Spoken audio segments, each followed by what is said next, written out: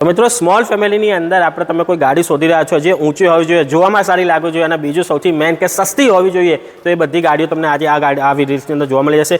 રીલ્સની અંદર તમને બે રેનોલ્ટ ક્વિડ બતાવી દઈશ અને બંને ગાડી છે ને મિત્રો સેકન્ડ ઓનરની અંદર રહેશે. સૌથી પહેલાં વાત કરી લઈએ આ ગાડીની, તો ભાઈ આ વ્હાઇટ કલરની અંદર ગાડી છે, રેનોલ્ટ ક્વિડ તમને જોવા મળે છે. ગાડી રહેશે મિત્રો ઓટોમેટિકની અંદર અને હા પેટ્રોલ સીએનજી વાળી ગાડી છે, 2018ના મોડલની સેકન્ડ ઓનરની અંદર ગાડી. અને ગાડી આપવાની છે કેટલામાં મિત્રો?